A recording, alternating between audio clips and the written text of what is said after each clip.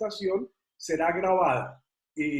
Para hacer la presentación de la persona que va a hablar hoy, le voy a ceder la palabra a Jorge Luis Puerta, quien nos va a presentar a su esposa Marcela Olivas. Adelante, Jorge Luis. Bueno, muchas gracias. Qué rico veros a todos. Voy a ser muy breve porque la que tiene la pantalla completa ahorita va a ser Marcela. Yo me vine hace 37 años al Perú y nunca me volví a ir.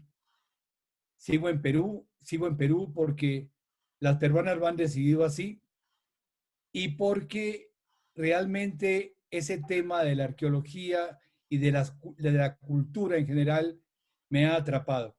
Soy un verdadero neófito en ese sentido, pero siempre a donde he llegado hemos hecho algo y desde que estoy viviendo con Marcela, eso se ha intensificado muchísimo más.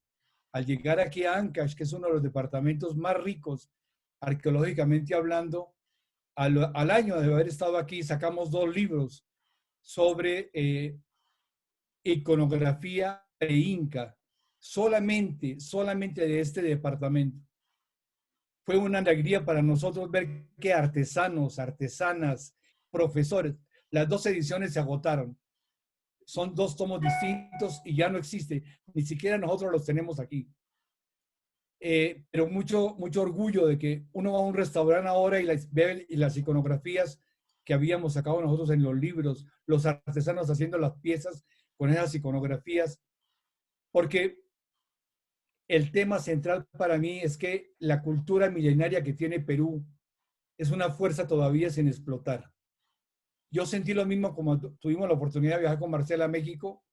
Da tristeza que esas culturas tan enormes, tan grandes, estemos como estemos hoy. Yo creo que nos merecemos un futuro mejor.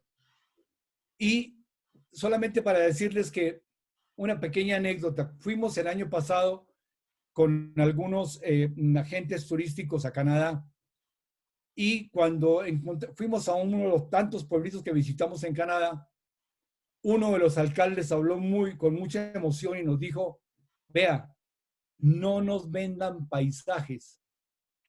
Paisajes aquí tenemos muchos. Véndannos cultura. Eso es lo que ustedes tienen. Y eso para mí me tumbó del caballo. Definitivamente, esta riqueza es enorme. Bueno, y tener el privilegio de estar acompañando a Marcela en esta aventura. Marcela lleva añísimos trabajando en cultura.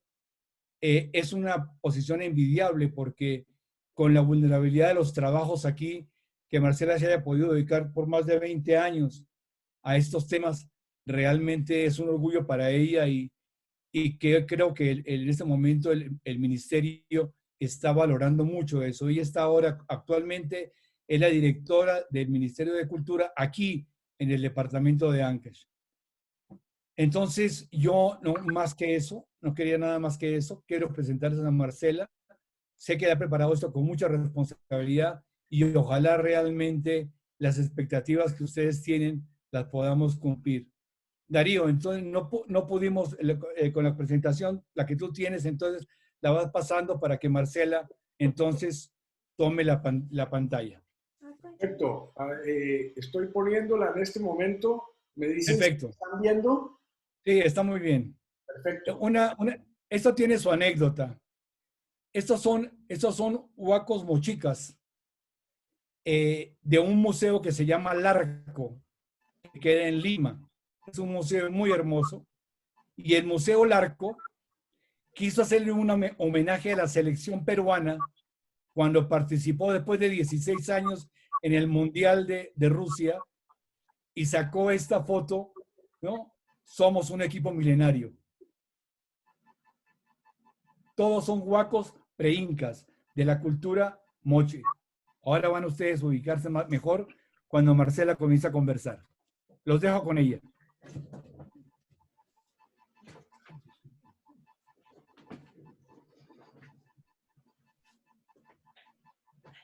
Un aplauso virtual para Marcela. Adelante, Marcela. Buenas tardes a todos, muchas gracias por tener la voluntad de escuchar algo de mi país. Que, bueno, para nosotros es muy importante nuestra cultura. Yo sé que muchos de ustedes, algunos de ustedes conocen el país y valoran lo que tenemos aquí. Sí, en verdad, esta es una colección de piezas, de huacos que llamamos nosotros, de la cultura moche, que se caracteriza porque las caras son de personajes más o menos muy parecidos a lo que encontramos hoy en día en esa zona, con esas características biológicas, etcétera. Y bueno, es una cultura, luego la vamos a ver, que se dedicó a ello, a hacer esa cerámica con esos colores además y otras cosas extraordinarias. ¿Podemos seguir, por favor? Este es el anterior, por favor. Aquí tenemos nuestro territorio. Nuestro territorio que es hoy en día, ¿no? El anterior, por favor. Sí. Lo que está en amarillo es la costa, una costa estrechita, estrechita. Llamamos la costa a una zona que es desértica y que da al Océano Pacífico. Ese es nuestro contacto con el mar. Nosotros no tenemos el Atlántico.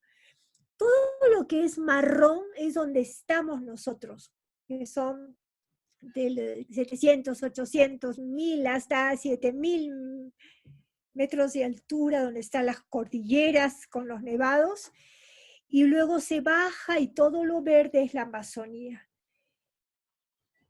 Todo ese territorio diverso, uno puede pasar desde donde está Lima, en 1 hora ya comienzas a subir a las zonas más cálidas y luego ya a lo frío, lo puedes vivir en un día.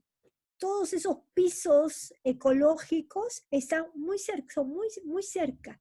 Y eso ha hecho que haya una diversidad, no solamente de clima, sino de productos, y que se ven desde antaño, desde siempre.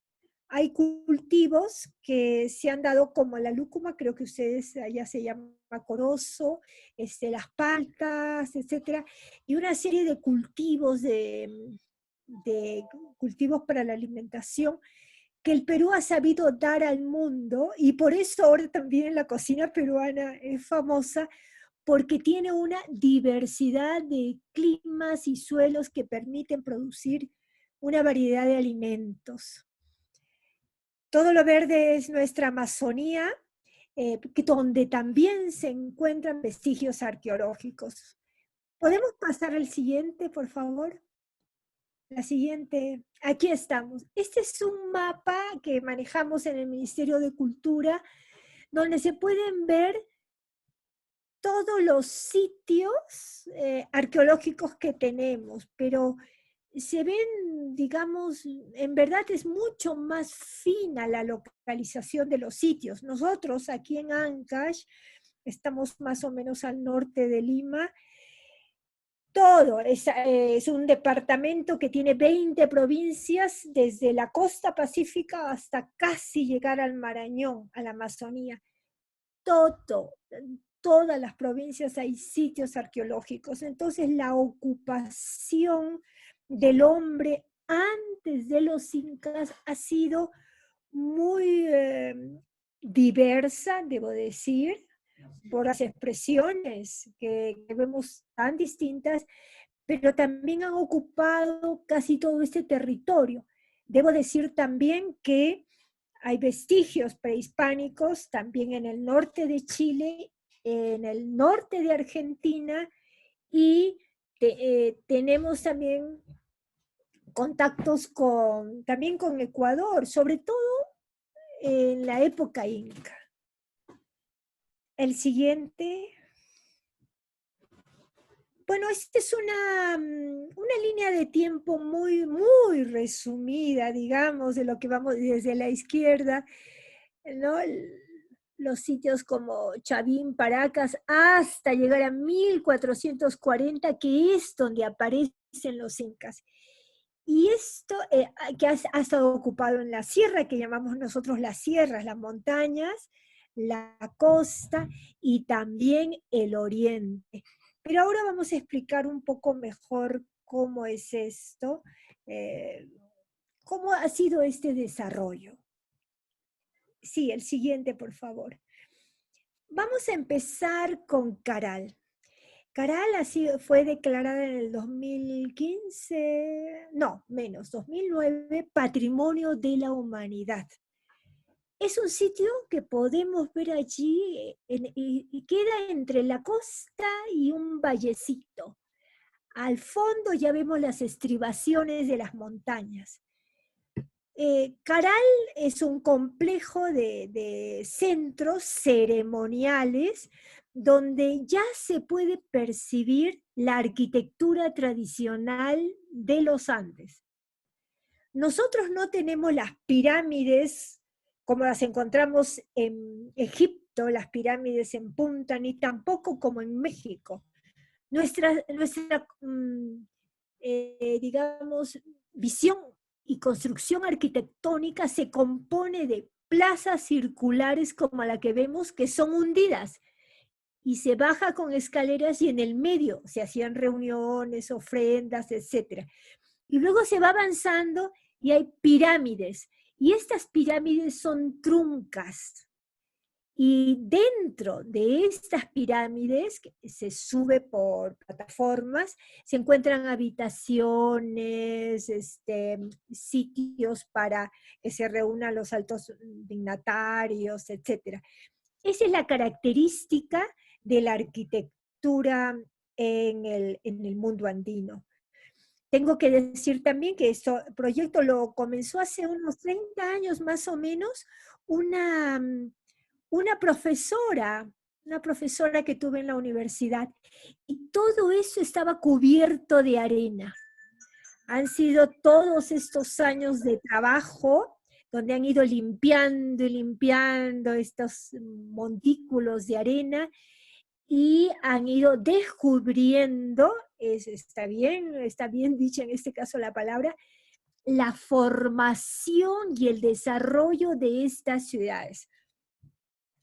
Caral, además, bueno, lo único que no se ha encontrado es cerámica cocida en hornos, pero sí en barro, figurinas, diferentes objetos cocidos. ¿Podemos pasar la siguiente? Aquí vemos que se han encontrado evidencias en las excavaciones de los animales que tenían, de los adornos que usaban, propios de las machas, por ejemplo, y todos los alimentos del mar que los utilizaban, pero también de la sierra que venían las llamas, los camélidos, y también parece ser huesos o figuras, mejor dicho, de monos. Tengo que decir algo que está totalmente constatado y comprobado dentro de los estudios del mundo andino, que en todas las épocas hubieron contactos, hubieron intercambios. No es que hayamos sido unas sociedades estáticas, no, se han aprovechado los recursos, los que tenemos del mar, del desierto, han sabido canalizar el agua de los ríos que bajan para crear unos oasis donde se puede cultivar, todavía ahora se hacen, ya es industrial esto, y se han aprovechado los recursos de toda índole de este territorio que, como ya les expliqué, es muy, muy rico, muy diverso, y que ha permitido este desarrollo. Aquí estamos hablando de 3.500 más o menos antes de Cristo, y se han encontrado como 8 ciudadelas, que es todo este complejo que se llama Caral, y que fue declarado por UNESCO como la civilización más antigua de América, y como un complejo digamos, como el urbanismo, la primera evidencia de urbanismo en nuestro territorio. ¿Podemos continuar?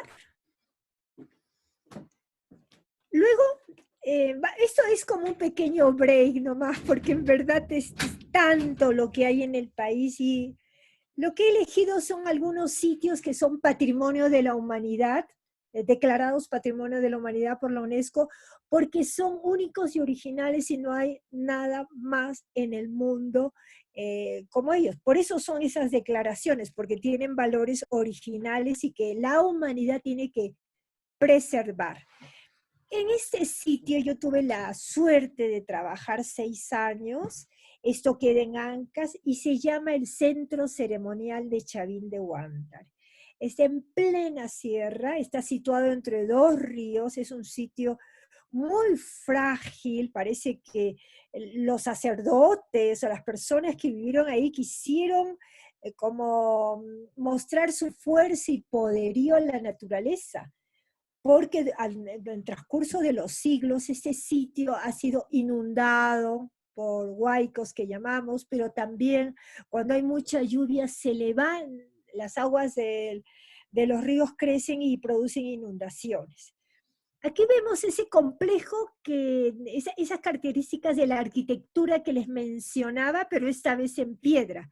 Esta es una plaza cuadrada, pero al lado hay una circular.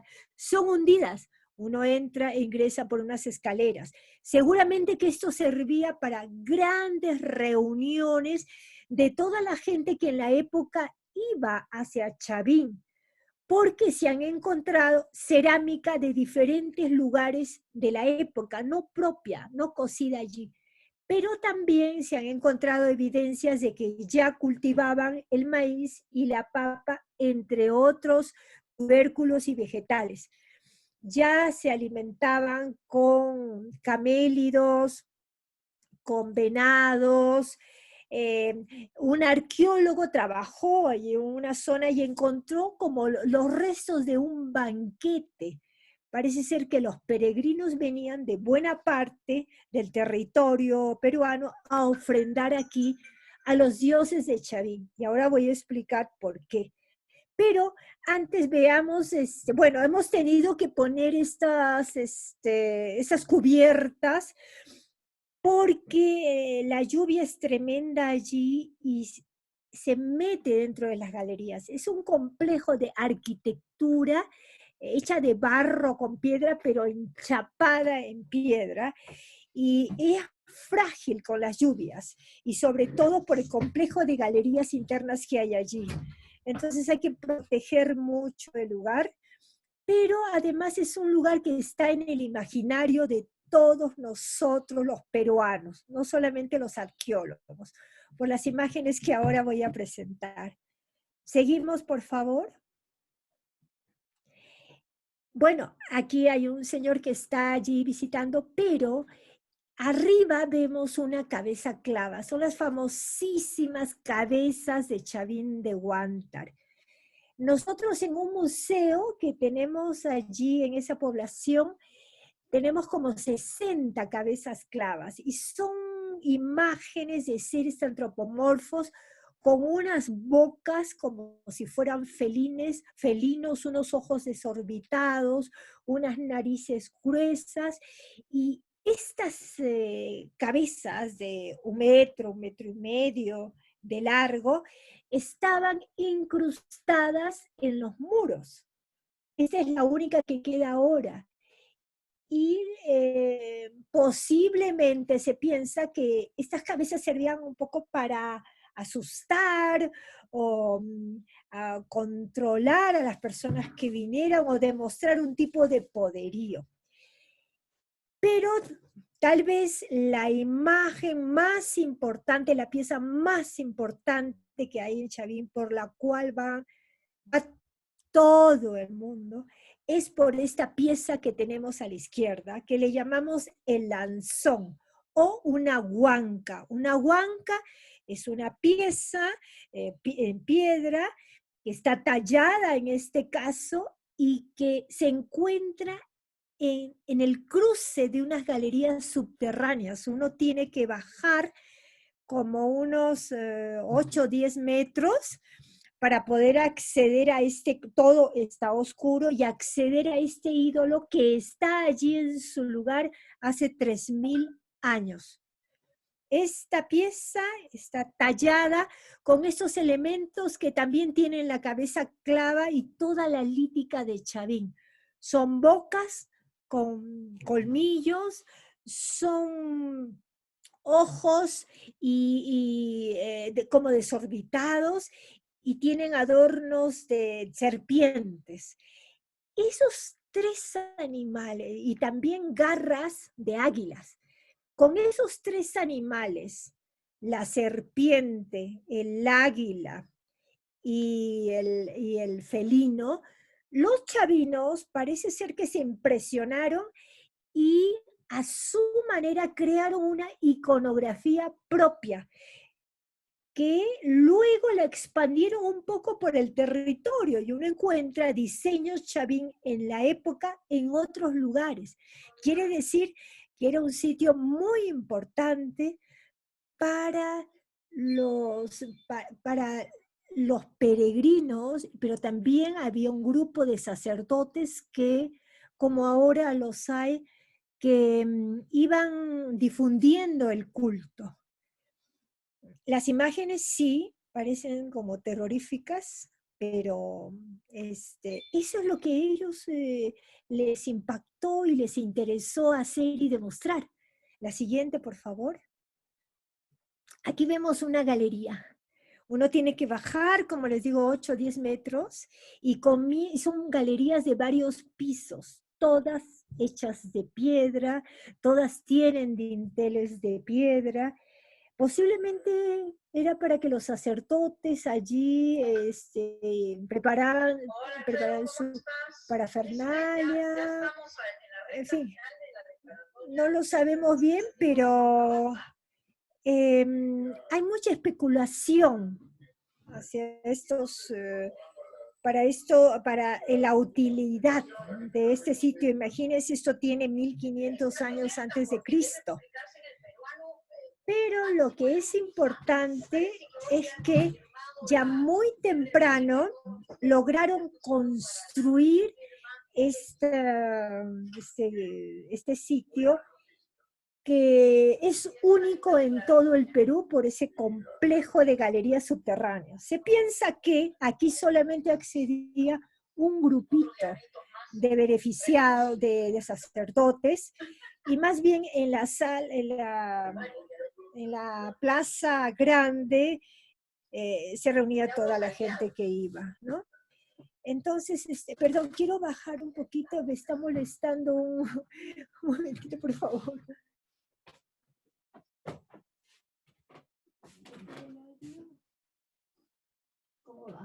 ¿Cómo bajaste? Sí. Erickson, buenas tardes. ¿Cómo estás? Yo pensé que era José Luis que estaba saboteándote, Marcela. No.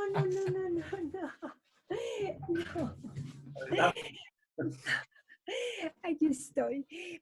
Bueno, entonces estamos en las galerías subterráneas de este centro ceremonial de Chavín de Huántar. Les comentaré que hace unos años llevamos las piezas más importantes que se podían mover, las cabezas clavas, las piezas líticas, las llevamos a una exposición a Lima. Y fue en un museo muy importante, en el Museo de Arte de Lima, y fue extraordinario porque, eso sí, nosotros nos hemos estudiado desde el colegio, el lanzón de la Chavín, la cabeza clava, etc. Entonces verlos y ver cómo los niños y todo el mundo que fue los veía por primera vez, y fue una odisea llevar casi 1,5 toneladas de piezas que tuvimos que bajar desde aquí, desde Chavín, que queda 2 horas de acá por unas carreteras infames, hasta Lima. Y luego, con toda la seguridad del caso, y luego las llevamos a un museo en Zúrich, en Suiza. que también fue un impacto tremendo porque imagínense, este es un museo especializado en el Museo Rydberg en Zurich, que no presenta exposiciones de Europa, sino de otros países. Tienen especialistas en América, en Japón, en África, y entonces llevarlas hasta allá también fue otra parafernalia, porque no había un avión, por ejemplo, Hola, directo que pudiera es llevar que esta, bueno, estaba oyendo una presentación. sí, perdón, Sí, sí, sí. ¿sigo? Se molesta tanto en cada- ¿Podemos seguir? Adelante, adelante. Es que alguien quitó Ok. el silencio. Sigue. Ok, seguimos. Entonces, esto es Chavín de Huántar. Seguimos, por favor. Y luego ya no sabemos por qué realmente parece que hubo un terremoto, que todo este edificio y este centro enorme decayó y comenzaron a aparecer culturas regionales en diferentes zonas del país. Una de ellas es Nazca. Esto está en el desierto, en la costa al sur de Lima. Y lo extraño, enigmático y extraordinario de este lugar es que han elaborado estos dibujos en un terreno como lo vemos aquí. Es un terreno que permite que uno pueda limpiar las piedras y se quedan esos surcos. Los antiguos Nazca no sabemos cómo se dieron cuenta de esto, porque cuando uno visita o puede ir con no se puede entrar, sino puede ir con una avioneta, te das cuenta que por arriba los puedes ver, y allá adentro solamente si puedes subir a alguna colinita y te das cuenta de la dimensión de estos dibujos. Por ejemplo, ese mono puede medir unos 200 metros más o menos de largo. Entonces, pero esta es una de las figuras, porque son líneas y figuras. Es un complejo que ha sido declarado también Patrimonio de la Humanidad por la UNESCO. Y ¿podemos seguir, por favor, a la siguiente? Al lado está este sitio, es otro gran centro ceremonial que se llama Cauache. Es una fotografía y fuimos hace un año y medio con Jorge Luis. Entonces, yo lo que quiero decirles también, hay una arquitectura igual de pirámides, pero todo es barro, con rampas para subir, pero en cada uno de estos sitios que yo les estoy mostrando, se han encontrado cerámica, tejidos, objetos de oro, mantos de plumas, es decir, ya con una riqueza artesanal memorable. Y los Nazca se caracterizan por este tipo de piezas. Todo lo pintan, todo lo dibujan. Aquí vemos como una especie de pescador. Todos esos son los colores característicos que utilizaron los nazcas, con una cerámica finísima, casi como caolín, que llama mucho la atención y que también desgraciadamente ha hecho que estos cementerios que están alrededor de estos sitios hayan sido huaqueados. Ha habido un gran contrabando de esta cerámica porque es muy bella, muy colorida y muy valiosa. Seguimos, por favor, al siguiente. Y ahora en la misma época hay otro desarrollo en varios lugares del Perú, pero hemos elegido a los moches, que están al norte de Lima, ya no al sur. También es una zona desértica, pero estos moches lograron hacer canales de irrigación y crear una cultura importante con unas pirámides que están así llenas de pintura mural, como la podemos ver aquí. Esto hace unos, ¿cuántos años? 30 o 40 años, estaba lleno de tierra también y solamente se veían montículos. Algunos arqueólogos curiosos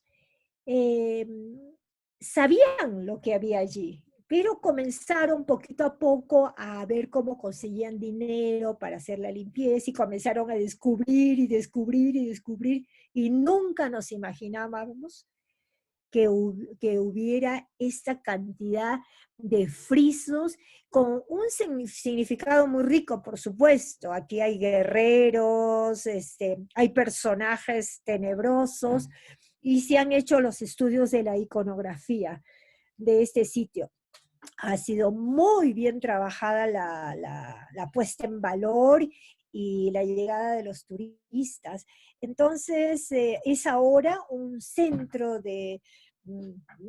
importante de turismo cultural para el país.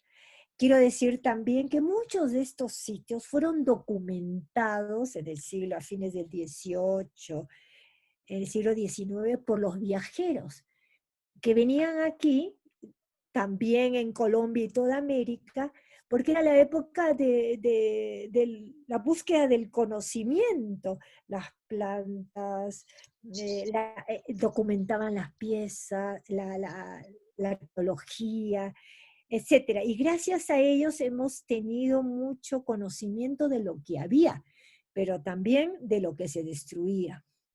¿Seguimos? Por favor.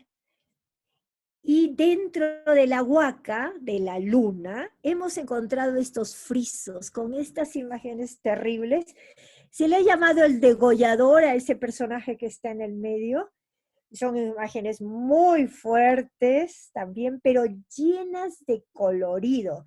Son paredes todas con pintura mural. A la derecha de esta imagen, al fondo, vemos de qué está hecho adentro, ¿no? Son como panes de adobe, esta es la estructura. Pero en la parte exterior, en la fachada, toda es pintura mural muy, muy diferente a todo, muy rica iconográficamente.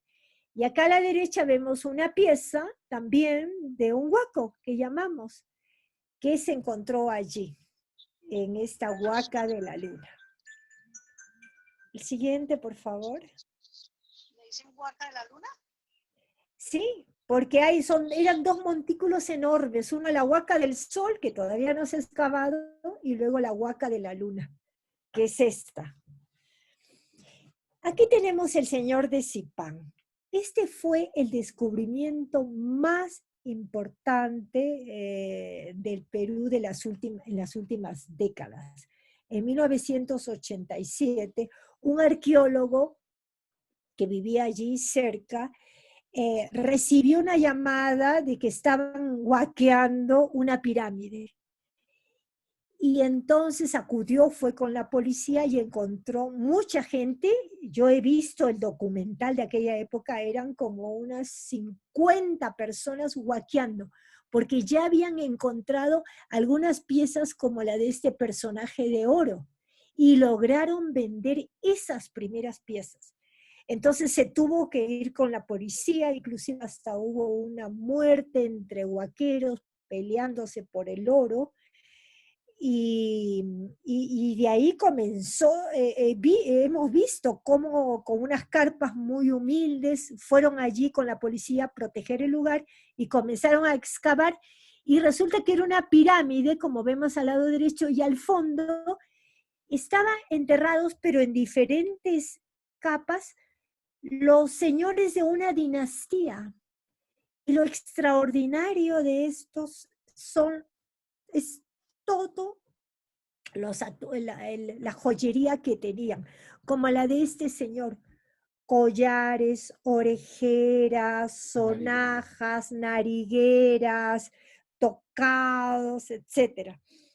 Eso fue en el 1987. Las excavaciones siguen hasta ahora, y ahora hay un museo extraordinario allí en esa zona que sí construyó el arquitecto miró muy bien cómo era esta pirámide y le dio ese tipo de, lo hizo con esa asemejanza de esa arquitectura de una pirámide. Uno entra por una rampa y entra como si llegara a las tumbas. Y ahí están los restos de estos señores con todos sus atavíos. ¿Podemos, la siguiente, por favor? Este es el arqueólogo, es un amigo muy querido, y él está allí, bueno, con todo un equipo. Comenzaron la restauración de las piezas porque estaban por el peso de la tierra de tantos años, una tumba sobre otra, estaban deterioradas, oxidadas, etc.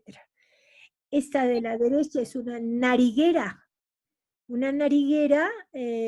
perdón, una orejera que se ponían acá en el lóbulo, lo agrandaban y se ponían allí los altos dignatarios, y tiene todos estos adornos de turquesas, lapiláceres, concha de nácar, y alrededor todas estas cuentitas de oro, etcétera.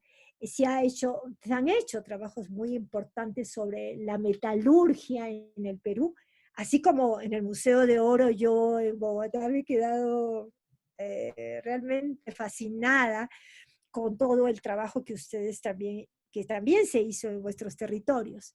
Igual, aquí se trabajó muchísimo, muchísimo para comprender las técnicas que habían utilizado, que se conocían, se sabían, pero el hallazgo de tumbas con las piezas, con los muertos y con las piezas in situ no huaqueadas permitió conocer cómo eran las costumbres funerarias de los antiguos moches y del señor de Zipán. El siguiente. Ahora nos vamos a ver a la sierra. La sierra, así como Chavín, la sierra tiene esta cualidad y característica que ha trabajado la piedra de una manera primorosa. Esto es muchos años antes de los incas, pero ya había un control del arte lítico. Esto queda en Ayacucho, y se han encontrado, aquí son tumbas, es un sitio enorme de varias hectáreas. No se alcanzaría una vida, creo, a excavarlo. Huari se dice que fue el primer imperio porque se han encontrado evidencias de los Huari en buena parte del territorio del Perú, desde Puno hasta acá, en la costa también se encontró una tumba estilo Huari, con ofrendas y con cerámica, pero con todo el diseño de los Huari. Entonces fue un grupo étnico que conquistó, y su arquitectura es fortificada, pero este es el centro, de aquí partieron los Huari. Seguimos, por favor, la siguiente. Y esta es la cerámica de ellos, sumamente colorida, muy rica. Aquí vemos miren ustedes esos colores, esas imágenes, esos personajes. Pero tengo que decirles algo extraordinario de ellos.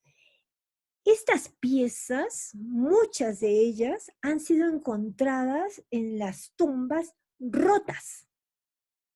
Piezas enormes, pero eran como ofrendas. Y para exponerla en algunos museos han tenido que restaurarla. Yo he visto algunas cómo hacían el proceso de restauración. Era como armar rompecabezas. Así, igualito. Y volver a levantarlas para poder exponerlas. El siguiente. Sí, el siguiente, por favor. Los Huari también tenían algo... Ya teníamos una textilería, cerámica, arquitectura bien desarrollada, y los Huari tenían también el dominio en los tejidos y del teñido. Miren este de la izquierda, y este de la derecha también. Este es un unco, como un poncho. Podrían ser como cuadros modernísimos. Y en este de la derecha, este grande, hay varias técnicas. Allí hay el amarrado, están los tejidos, han cosido como parches, que son técnicas modernas que ahora se utilizan también. muy geométrico el diseño de los waris. El siguiente, por favor, el siguiente. Y también encontramos acá este gran fardo. Era la costumbre una costumbre andina. Los muertos no los enterraban así nomás, y sobre todo los más importantes, sino los enfardelaban. Se cubren y se enrollan prácticamente primero, lo que llega al cuerpo, está cerca del cuerpo, con telas de algodón y con telas labradas de algodón, y los enfardelaban. Y dentro de esas telas les ponían algunos objetos que eran importantes para estos señores. Por ejemplo, adornos, agujas. Si es que era una mujer, le ponían objetos de tejidos, etc. Alguna vez vi cómo se abría un fardo, realmente duró varios meses, pero era interesante ver todo el proceso. Y a la derecha vemos una figurita para que vean ustedes el primor de esta gente. Esta es una piecita chica de madera llena de incrustaciones, que semeja a un personaje, ¿no? Pero tiene lapislázuli, que no se encontraba acá, tiene turquesa, tiene conchas, no, eso negro no sé qué podría ser, lo recuerdo en este momento, pero son trabajos delicadísimos con incrustaciones. ¿Seguimos? Seguimos, por favor. Y acá nos vamos a Chan Chan. Chan Chan, cuando ustedes vean estos colores, es que estamos en la costa. Es la ciudad de barro más grande de América. Esta en este Chan Chan pertenecía a la cultura chimú antes de los incas. Los incas más bien vinieron con ese afán conquistador y los dominaron a ellos. Es una ciudad muy amplia, muy grande y llena de palacios, como llamamos, con todos estos adornos. Han trabajado el adobe precioso y se han encontrado también, siempre quiero decirles, estamos mostrando solo la arquitectura, se ha encontrado los entierros, junto con objetos muy importantes de tejidos sobre todo. En esta zona, en la costa, los tejidos enterrados perduran.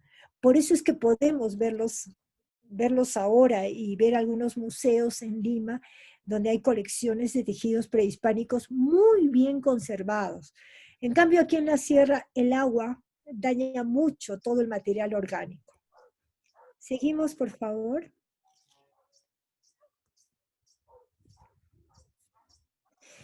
Y ahora nos vamos. Bueno, este es un viaje, ¿no? Porque es un poquito de todo, es un viaje, realmente hay tanto, pero bueno, Cuycuela también es otro sitio que está postulando a ser declarado Patrimonio de la Humanidad, y más bien queda en los Andes amazónicos.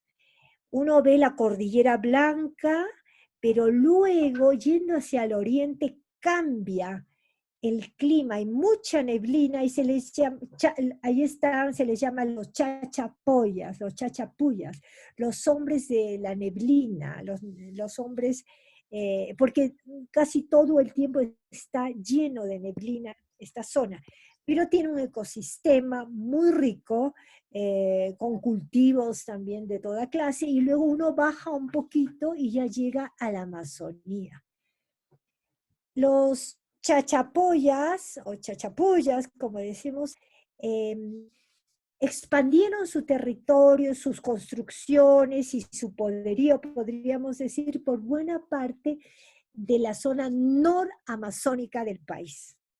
Entonces, la cerámica que encontramos, el tipo de enterramientos, tenían la costumbre en esos farallones enormes que hay en la zona de enterrar, colocar a sus muertos cubiertos para protegerlos con unas como pastas, como si fueran yesos y pintadas. Esos son famosos, son famosísimos este tipo de enterramientos dentro de, que se les llama los sarcófagos, exactamente. El siguiente, por favor. Y bueno, justamente ya en los chachapoyas, los chimúes, que son, podríamos decir, reinos poderosos, fueron conquistados por los incas, que fueron tribus belicosas que salieron del Cusco. Se impusieron primero con las tribus circundantes y luego, por su ideología de conquista y religiosa, etcétera, comenzaron a invadir otros territorios, ya sea por negociación, pero a imponerse. Eso dura 100 años, pero construyeron muchos caminos que llamamos el Gran Capacñán, el camino de los señores, que ha sido también declarado Patrimonio de la Humanidad, de esta red vial. Para ello se hizo un expediente que participó Chile, representantes de Chile, Argentina, Bolivia, Perú, Ecuador y Colombia. Y este proyecto lo que trata es de conservar esa red de caminos. Algunos se han destruido, pero otros no. Por ejemplo, cuando uno va al Cusco, hay un tour y puede ir a hacer los caminos de los incas que llegan a Machu Picchu.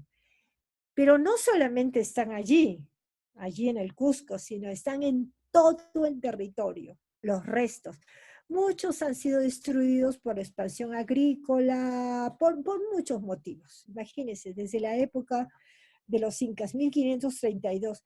Pero otros, increíblemente, todavía son usados por las comunidades, como este caso, que están cerca del lago Titicaca, o aquí también en Ancash, que tenemos unos caminos que son usados por las comunidades. Entonces, este proyecto lo que hace es registrar los caminos, tiene un equipo enorme de arqueólogos por todo el país, conservarlos y tener proyectos de apropiación social, que sean las comunidades que viven a los alrededores quienes conozcan de qué se trate, los usen, sepan restaurarlos y sobre todo, ¿no?, que le fortalece su identidad y le fortalece su orgullo de circular y tener allí donde ellos viven un camino que ha sido un camino que ahora es patrimonio de la humanidad y que nos une a todos nosotros. Y por último, por favor. Y aquí, bueno, terminamos por Machu Picchu. Seguramente esas imágenes se conocen muchísimo. Algunos de ustedes habrán ido a Machu Picchu, es el lugar más visitado del Perú. Ahora está cerrado por la pandemia, como todos nuestros museos y sitios que acabamos de ver.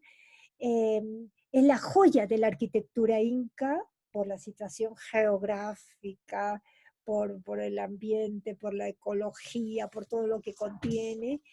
Y por ejemplo, dentro de Machu Picchu uno puede entrar a eso, posiblemente haya sido una tumba, dicen, una de la tumba de los reyes, que está allí en Machu Picchu, y por todo lo que significa esa ciudadela, ¿no? Digamos que es nuestra joya, pero lo que hemos querido mostrar acá es, ¿no?, que esa joya es como la cúspide de todo un desarrollo que viene 3.000, 4.000 años antes, que no es tan conocido y que Machu Picchu no apareció de la nada, sino que viene de procesos muy antiguos donde el hombre se dio cuenta de cómo podía someter. Era un desafío. Imagínense, 2.800 metros de altura y como es todo Cusco, trabajar la piedra de esa manera. Pero eso viene desde antes. Viene de los Tiahuanaco, viene de los Huari, viene de los Chavinos. Y igual la textilería, fueron igual la hidráulica, igualmente los cultivos, la domesticación de las plantas, la domesticación de animales, la domesticación del algodón, de las lanas, la producción de bienes suntuarios como los ponchos, los tejidos, el oro, etc. Entonces, lo que quiero dejarles como último mensajito es que ¿qué supieron hacer nuestras culturas? Conocer su espacio. Seguramente error y ensayo, ensayo y error. Ir conociendo también sus posibilidades como seres humanos y organizándose para poder darnos, ¿no? Poder vivir, tener todos los alimentos, todo lo que necesitamos como seres humanos y lograr algunas proezas. Por eso Machu Picchu también es patrimonio de la humanidad. Y bueno, y la última.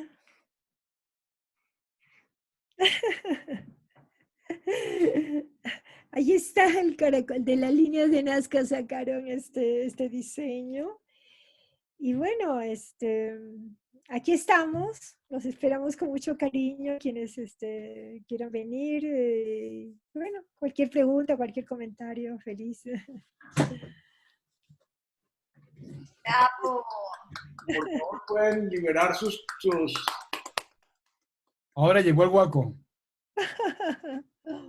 Súper, muy interesante. De verdad que uno no se imagina. O sea, siempre estamos pensando que solo es Machu Picchu y mira todo lo que hay. Si quieren liberar sus micrófonos, pueden tocar su tecla de espacio, el que quiera hablar. Y hay una pregunta que escribieron en el chat, Marcela, solo Carlos Alberto Posada la hizo. ¿En qué material están los frisos? ¿Los qué? Los frisos. ¿En qué material están los Es barro. Es barro. Barro. Barro. Barro Sí, pulido. pero es un barro trabajado. Además, ya se conocían los tintes minerales.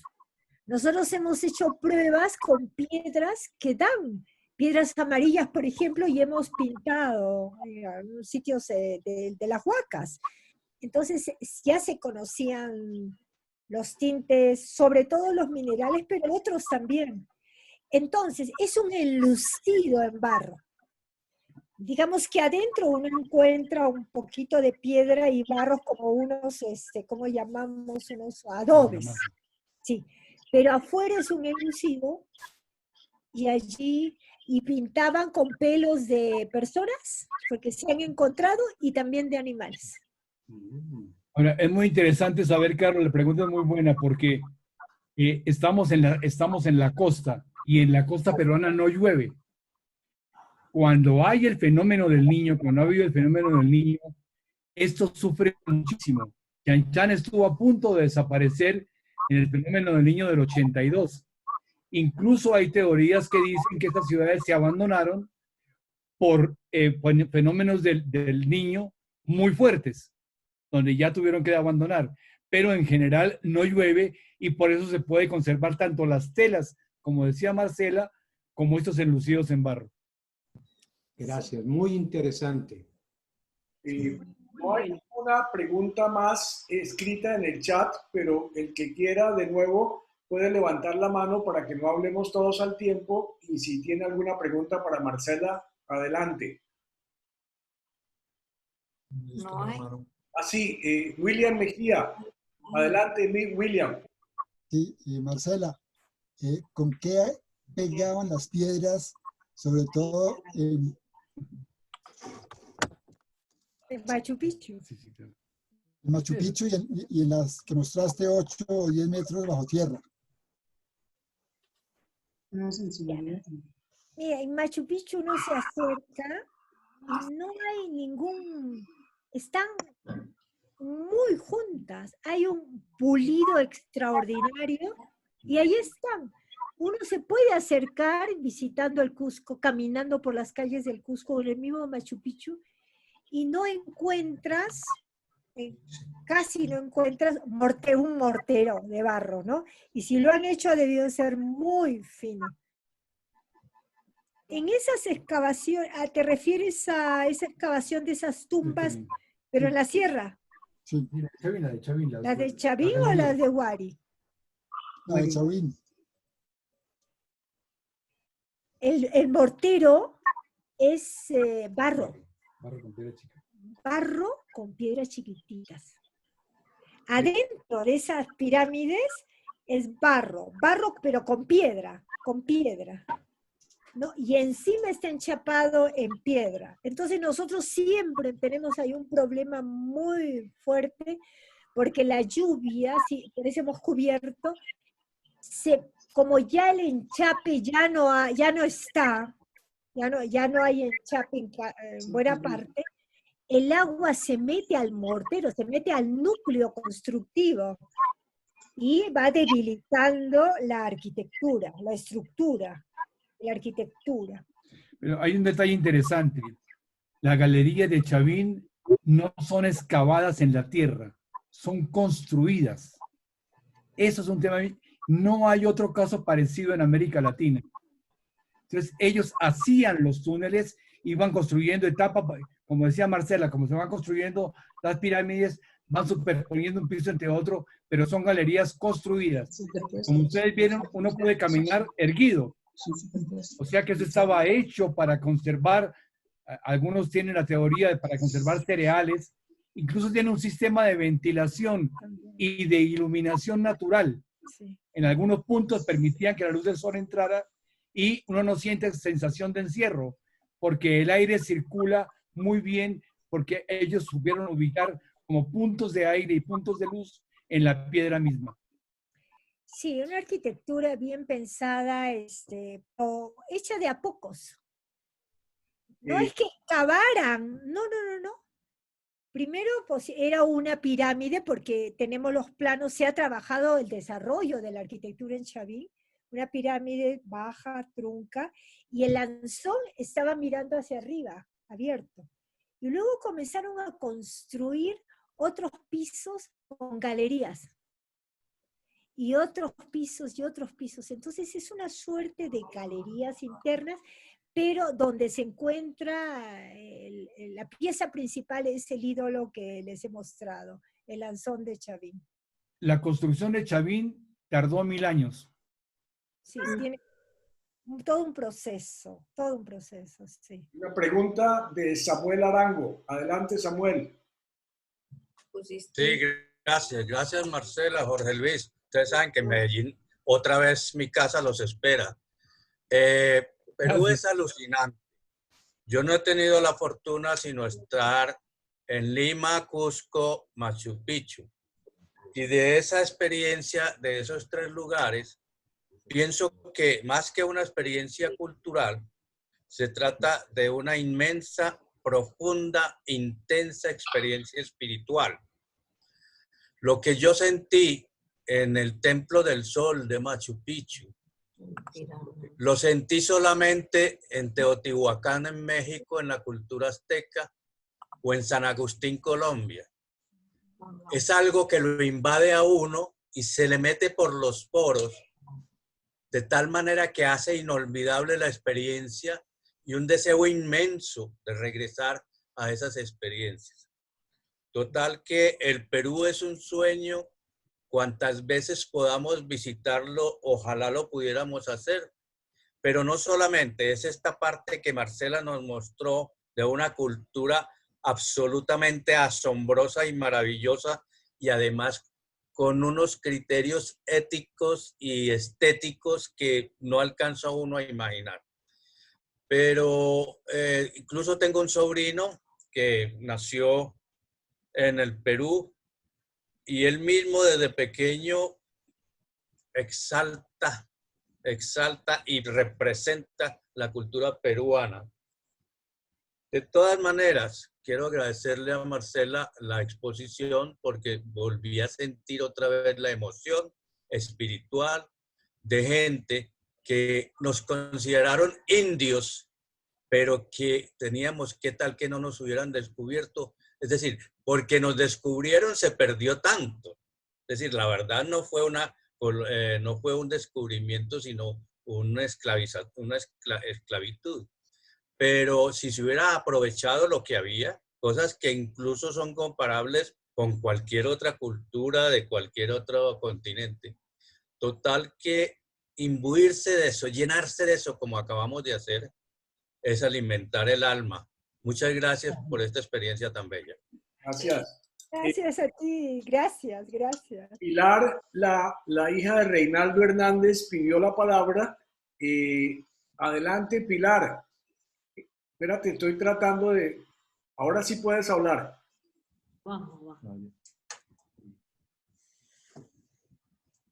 Dale, dale.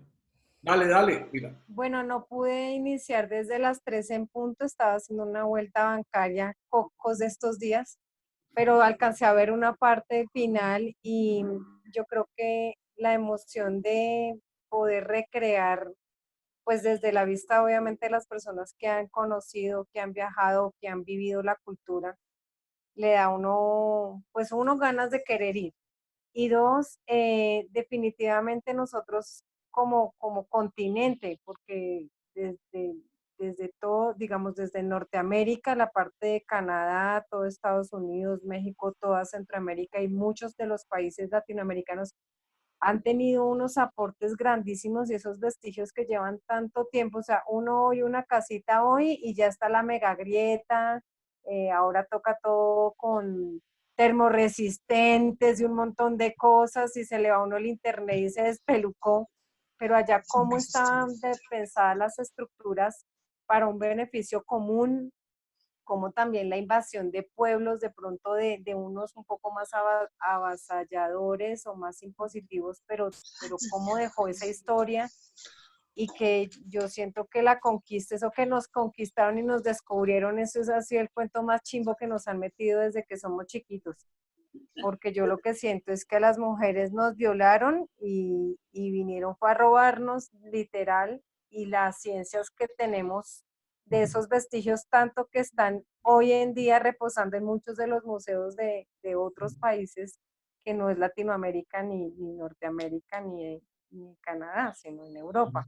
O sea, como una necesidad de querer romper siempre la cultura que ya existía y bueno, digamos que estos espacios permiten soñar, permiten, bueno, afortunadamente hoy tenemos un Zoom, tenemos redes sociales y tenemos muchas cosas de cómo alimentar nuestra cultura y esto nos permite pues cuestionarnos y que definitivamente yo no puedo decir que la madre patria España ni nada de eso porque me das como mal genio, pero bueno, sigo siendo muy latina, muy colombiana y amando mucho todo lo que hay, pues algún día también diré otras cosas, pero bueno, mi papá no nos acompaña, pero pues Darío me ha compartido los links, entonces cuando él tenga un poco mejor también de su tiempo y su salud, pues yo le pongo el computador.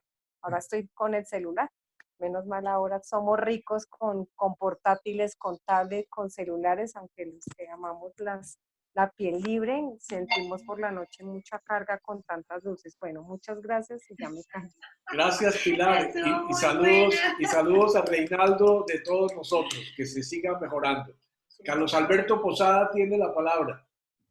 Quería preguntarle al dúo, pues, ahí de Puerta Weston, si todavía falta mucho, ¿creen ustedes que falte mucho por descubrir de la arqueología peruana? Si hay muchos proyectos, si se están adelantando obras en ese sentido, en más o menos qué porcentaje de lo que pudiera haber está ya visible al público.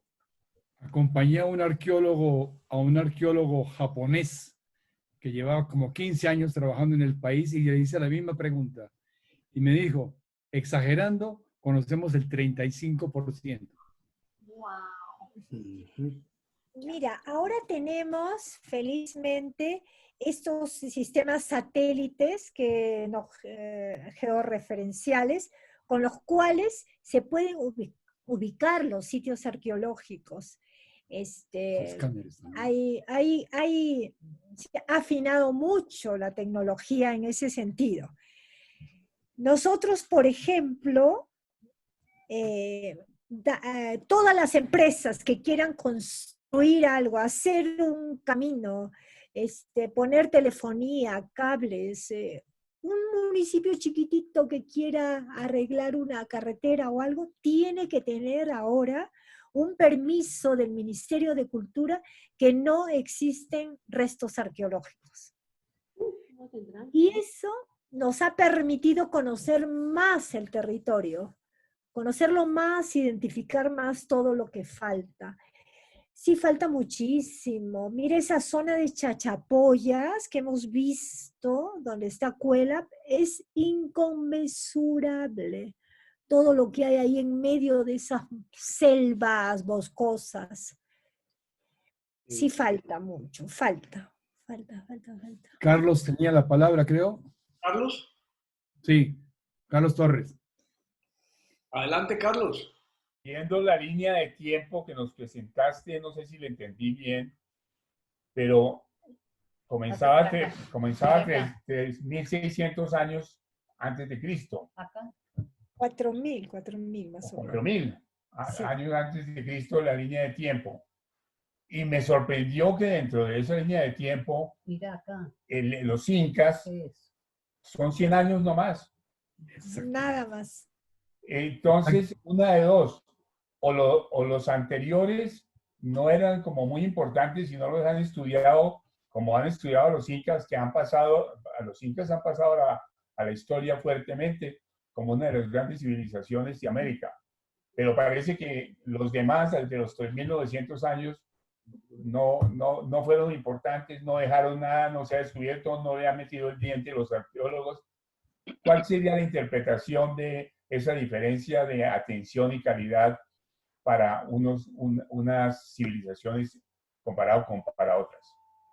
Mira, yo creo que es un poco de marketing. Se ha querido vender Cusco y Machu Picchu, todas las agencias del Perú están metidas en Cusco, solo promueven Machu Picchu, ya quedó ese símbolo de Machu Picchu y el Cusco. Ahora en los últimos años se ha abierto la ruta Moche, las líneas de Nazca, Tiahuanaco, etc. Pero también tengo que decir con toda honestidad una falta de interés del Estado peruano en apoyar el trabajo de investigación arqueológica en el país. Ahí nosotros arañamos, sufrimos mucho por mantener nuestros sitios.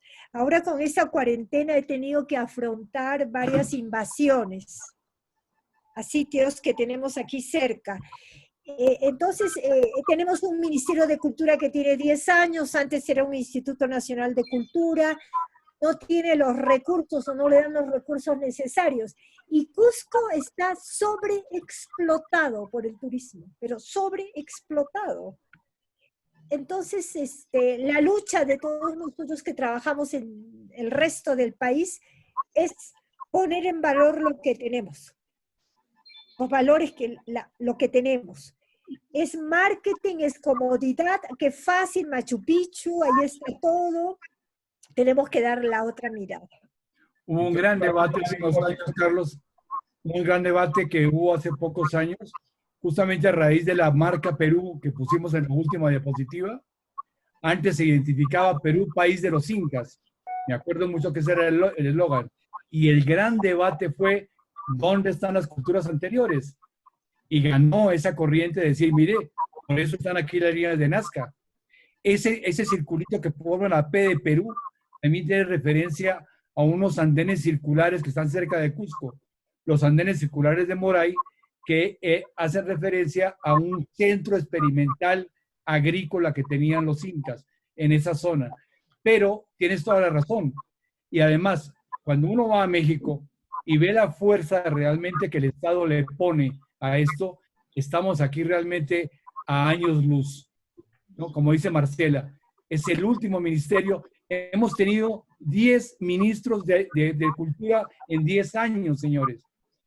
En el promedio del último presidente de Vizcarra, tenemos un ministro de cultura cada 3 meses. Entonces, eso indica muchísimo que el Estado no le da importancia a esto. Hay una pregunta de Humberto Sánchez. Adelante, Humberto. Gracias, Darío. Marcela, hace una semana presentaron por National Geographic sobre las momias de Nazca. ¿Tú qué nos puedes contar de eso? Mira, eso es un escándalo, porque se ha comprobado que han sido armadas. Y fíjate que National Geographic ha hecho un reportaje. Mis colegas en Nazca conocen todo el tema, los que trabajan ahí en las líneas de Nazca, etc. No es, son como si fueran extraterrestres, ¿no? Sí. Sí. Desgraciadamente es lo que llamamos la fantasciencia o ciencia ficción. Que algunas personas, algunos investigadores, entre comillas, bajo el prejuicio que no, eso no lo han podido hacer los antiguos, eso tienen que ser extraterrestres. Y es toda una corriente. En lugar de ir a mirar la tecnología, de mirar un poquito como la arquitectura, cómo fue hecho, o de estudiar los antecedentes.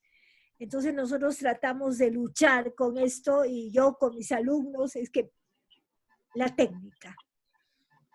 técnicas, que aprendan, que reconozcan cómo se transforma el barro, la arquitectura, etcétera. Porque nosotros, igual que ustedes, tenemos una gran tradición de artesanos actualmente, que viene de esa tradición, claro, mezclada con la de España, de talladores en piedra, de alfareros, de forjadores, de tejedores, etcétera.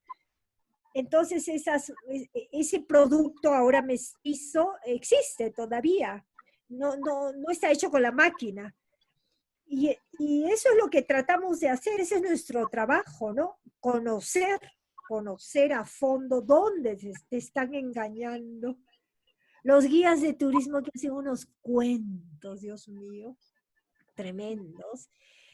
Y lo que es, no debe ser, porque para eso, y por eso, mucha gente ha investigado, mucha gente ha trabajado, ha puesto su vida para aprender y siguiendo los cánones de la ciencia. Pero también quiero apuntar a algo que Samuel lo decía.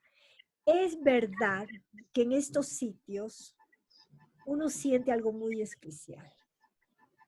Es como si algunas veces a mí me ha pasado en algunos lugares, y en Chavín, donde he estado tanto tiempo, hay momentos cuando hay silencio, cuando no están los turistas, cuando estoy haciendo una visita con los trabajadores, que tú sientes algo, como si estuviera allí esa atmósfera, esa energía de antes.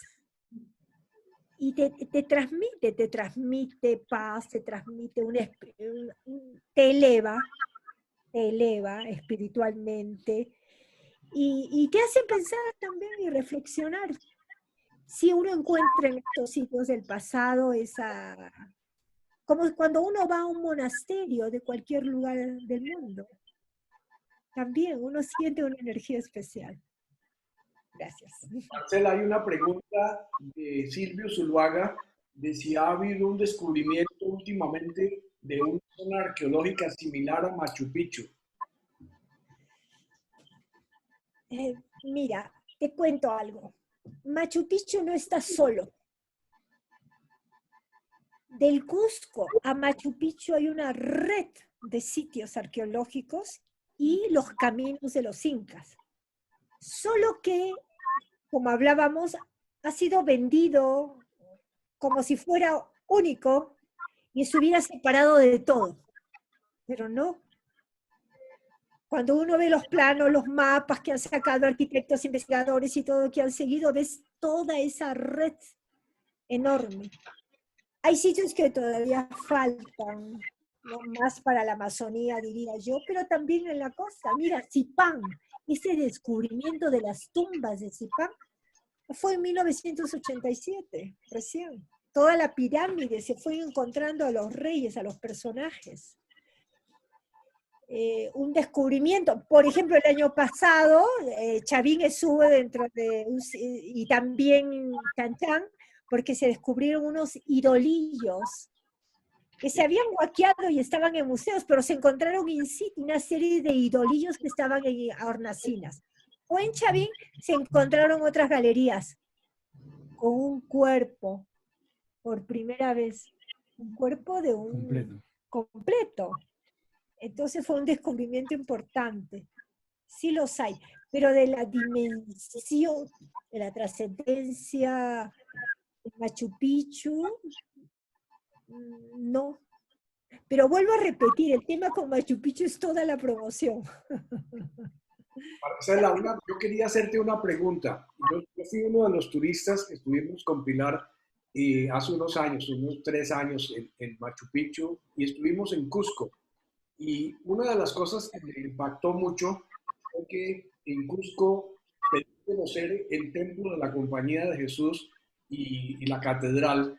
Y la persona que me mostró el templo de la Compañía de Jesús nos habló con un cariño tan profundo con los jesuitas y con lo que habían hecho la Compañía de Jesús ahí, y cómo los de la arquidiócesis y los obispos, cuando los sacaron de ahí, se les robaron absolutamente todo, y nos habló de un templo que estaba riquísimo, pero que se lo habían robado. ¿Cuál fue el papel en la percepción de ustedes que tuvo después la Compañía de Jesús en esta alianza con los indios? Si nos pueden aclarar a eso. ¿Alianza con quiénes? Con los indígenas, con los incas. Bueno, la Compañía de Jesús llegó más o menos en 1780 y tantos acá. O sea, no fueron de las primeras órdenes, ni mercedarios, ni franciscanos, dominicos que llegaron acá, o tal vez un poquito antes. Ellos hicieron una labor, bueno, siempre han tenido un nivel intelectual alto, entonces fundaron colegios y construyeron estas iglesias hermosas que tenemos en muchos lugares del Perú, las iglesias de la Compañía. Pero donde hubo una labor misionera extraordinaria fue en el Paraguay, más al sur, porque ahí instituyeron las misiones de los jesuitas, que son famosas. Instruyeron a los indios, les enseñaron la música, a escribir, etc. Eran mucho más preparados, pienso yo, mucho más preparados. Siempre han sido así los jesuitas aquí en Perú, en América. Hay cuadros justamente en el Cusco, hay cuadros famosos de los jesuitas en algunas procesiones especiales, y ellos parece que estaban en relación con la nobleza inca también, lo que quedaba de la nobleza inca. Inclusive hubo matrimonios entre familiares de los jesuitas con personas hay un cuadro famosísimo. Sí, hay un Borja que se casa con una princesa inca en Cusco, justamente, en un cuadro de esos. Ellos destacan, los jesuitas destacan en Cusco porque tuvieron una labor de conservación de arte fabulosa, que después, como dices tú, fue robada, fue asaltada. Sí. Pero tuvimos alguna vez la oportunidad de entrar al Palacio Arzobispal de Cusco, donde nos mostraron lo que llaman la colección maldita. La colección maldita son una serie de cuadros de la peste bubónica que hubo en Cusco y que nunca se quiso mostrar. Eso había sido preservado por los jesuitas. Sí. ¿Alguna otra pregunta, Samuel? Yo tengo dos observaciones breves, muy breves. Recordemos quienes estuvimos en el paseo a Nariño, en el emocionante y bellísimo paseo, cuando encontramos al sur del departamento de Nariño los vestigios de un camino inca. Es obvio que los incas no llegaron pues hasta los chipchas y a tener una influencia muy clara, pero se ve ahí los vestigios de un camino inca que nos los mostró la galería que tuvimos en Nariño. Por otra parte, los chasqui, que eran preparando un poco, mirando un poco lo del periodismo en América y en América Latina, los chasquis yo pienso que fueron los prohombres de las comunicaciones en América Latina, y ellos viajaban a pie, lógicamente, llevando las noticias de un lugar a otro, y morían en el camino y la gente los alimentaba. Tenían cierta autoridad y reconocida por la gente. Pero quería hacerle una pregunta a Marcela. En Lima me sorprendió que la persona con la que yo estaba visitando Lima me invitó a conocer el Museo Erótico de los Incas. Yo desde ese momento sentí que de pronto no era verdad. Y vimos unas figuras eróticas realmente, pero me quedé con la duda. ¿Será que eso es un truco turístico o será realidad? ¿Realmente ese tema era un tema que los indígenas, los primitivos, utilizaban en su arte, en sus esculturas, en sus cerámicas? Pregunto. Sí, yo quería consultarte, Samuel. ¿Fue en el Museo Larco, recuerdas? Sí, claro. El Museo Larco que tenía la sala erótica. Ajá. ¿Fue ahí donde lo visitaste? Sí. Claro, es un Ese es museo. auténtico, pues. Sí, y tiene una sala erótica, sí. Todas estas piezas son originales. Ajá. Y es una expresión, realmente es todo. Cuando yo llevo a mis alumnos ahí, me encanta, jóvenes, ¿no? Pero no es muy frecuente visitarla, ¿no? Casi Bueno, nunca lo llevan a uno allá. no, ¿Sí? estamos Bueno, hablando del mismo museo, el Museo Larco. Es un yo me quedé con museo, la duda, ¿esto será verdad o...? Pero bueno. pero ¿dónde te llevaron? ¿A qué museo? Padre Gonzalo, qué pena hablar de erotismo, que usted está ahí. Gracias, Marcela, muy querida. Ah, ya. Pero yo sí quiero anotar una cosa, Raíz. Evidentemente que lo erótico vende más. Y entonces son de las que más, de los huacos originales que más reproducen, que más venden en los mercados. Porque obviamente eso le llama la atención a la gente. Porque es muy sexy. Pero evidentemente que sí hay. Y no solamente en la cultura inca. Los moches también. Los moches tienen cosas maravillosas de obras eróticas en cerámica, pero bellísimas. Sí, sí. ¿Alguna pregunta más de alguno de los participantes? William, adelante. Marcela, a fines del 84 visité en Lima un museo del oro. ¿Qué nos puedes decir de eso? Sí, esa fue es una colección privada de una familia mujica, y este señor compraba piezas, compraba por Monterrico, ¿no? Un poquito alejado, ese mismo, es el único museo de oro, pero es una colección privada. Tiene de todo. Dicen que algunas piezas le engañaban a ese hombre y le vendían cosas que no eran verdaderas. Ahora ya él ya no vive.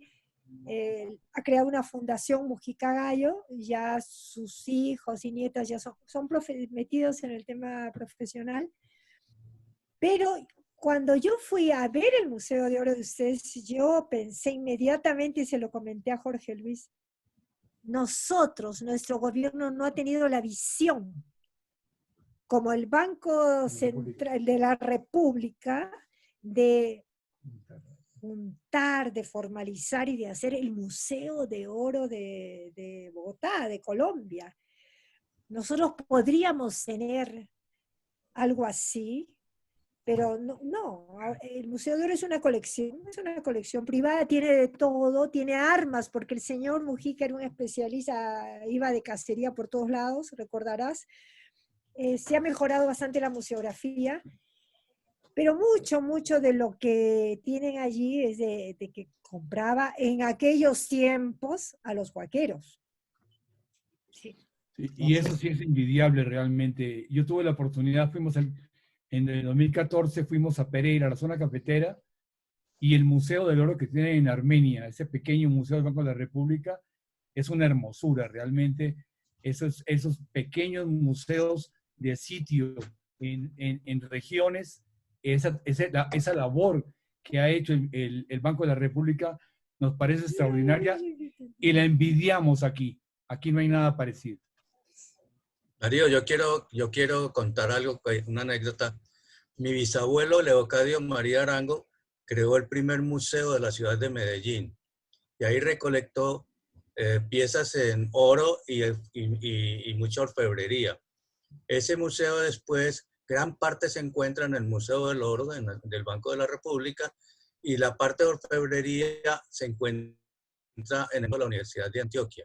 Lo que a nosotros como pues, bisnietos nos enorgullece porque el primer museo, exactamente donde está hoy, el Museo de Antioquia y donde tiene el parqueadero, ahí era el museo de mi bisabuelo, el primer museo de Antioquia, y que dio lugar al Museo del Oro y al Museo Antropológico de la universidad. Total que vivir en los museos es revivir. Bravo, bravo. Ricardo Pulido. Gracias. En una visita a Machu Picchu y Cusco, los guías los encontré de una posición muy antiespañola.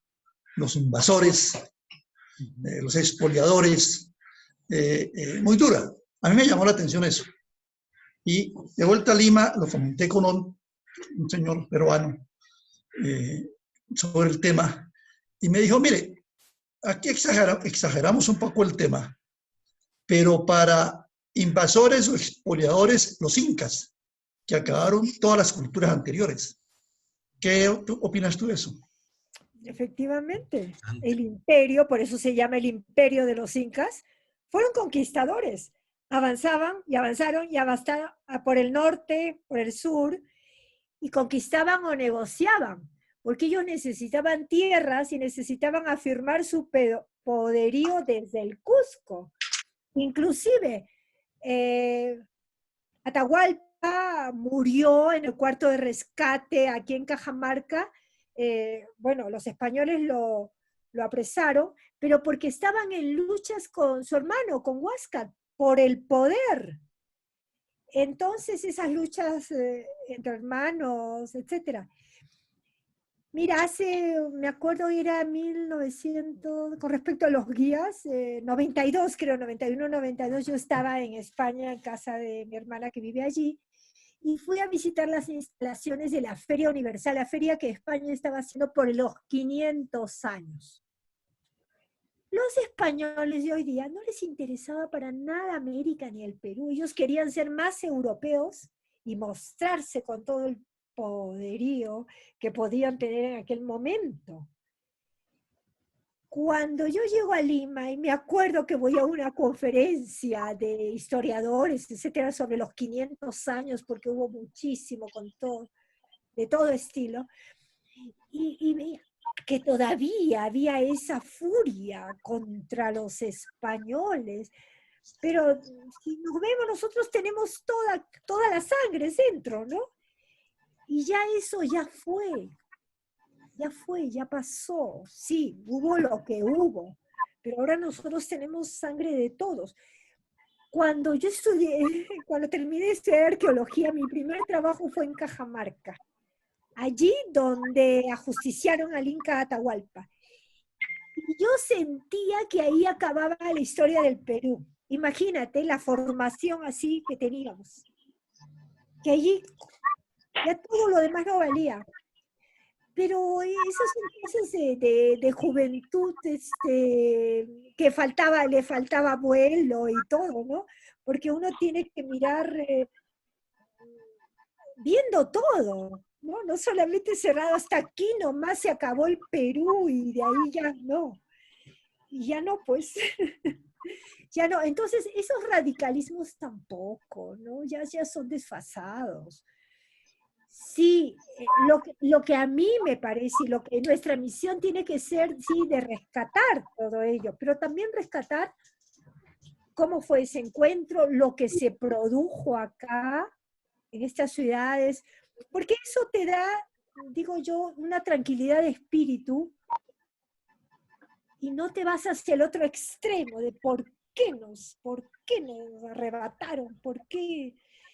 Eso Ya fueron otras personas, no somos nosotros. Y yo digo, no hay que ser más bien así. Gracias, Ricardo. Qué bueno. Gracias. Marcela, muchísimas gracias. Se nos ha pasado ya el tiempo un poquito, pero creo que valió la pena. Excelente presentación, creo que interpreto el conocimiento de todos, aprendimos muchísimo y vas a tener más turistas en Perú, no para ir a Machu Picchu y Cusco, sino para visitarlos a ustedes primero. Bienvenidos. Bueno, muchas gracias a todos. Les recuerdo, la próxima semana es el viernes a la misma hora, no el jueves. Está bien. El viernes, porque habla Carlos Gustavo Cano sobre la economía en Colombia. Conseguimos que Carlos Gustavo pasamos nosotros la reunión para el viernes, porque él no podía los jueves, y con mucho gusto aceptó. Entonces, la semana entrante tenemos el viernes a las 3 horas de Colombia. Muchas gracias a todos, una feliz tarde, y gracias Marcela y Jorge Luis por el esfuerzo. Gracias. Que seamos momias. Alberto Echeverri, un saludo. Goyo, divino tu nieto. Claudita Torres. Hay un chiquitín. Goyo chicanero. De Ramiro Valiente. Excelente, muchísimas gracias. Ahora que llega el Mosco, Paulina, con el nombre de mamá. Estaba en una y apenas pude entrar. Espero que Darío haya grabado para poder oírlos. Está grabado, sí, está grabado. Está grabado. Yo también. Y yo voy a ir allá que me den la charla personalmente, allá al Perú. Listo. Bienvenido, maestro. No somos sino 52.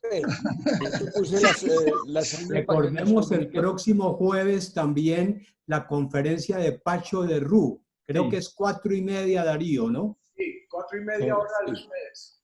¿El contacto lo mandaste? Sí. ¿Para entrar? Volver a mandar. Claudita Torres. Gracias. Hay que inscribirse para poder escuchar a Pacho. Sí.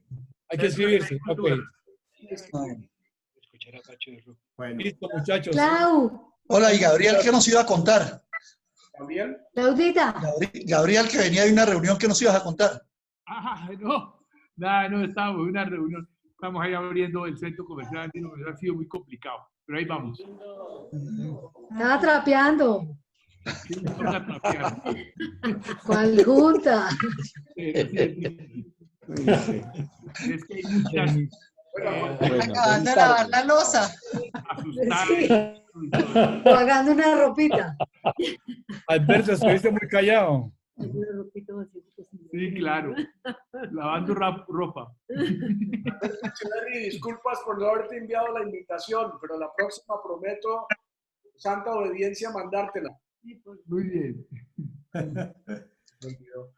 Padre Gonzalo, gustazo haberlo tenido. Me salvó Carlos. Muchas gracias, Gonzalo. Chao. Chao. Chao a todos. Nos vemos.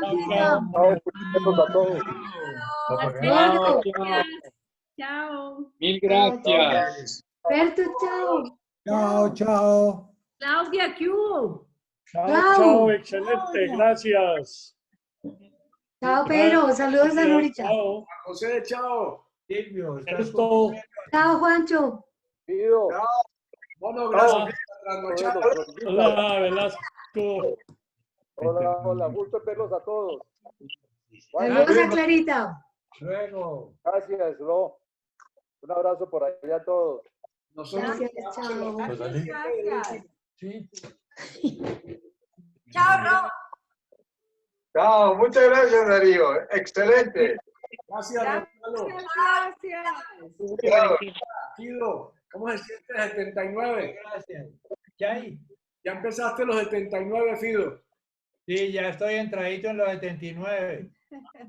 Hasta luego, felicidades. Bueno, hasta luego. Gracias. Chao. José Luis, bienvenido de vuelta al redil. Que vuelvas.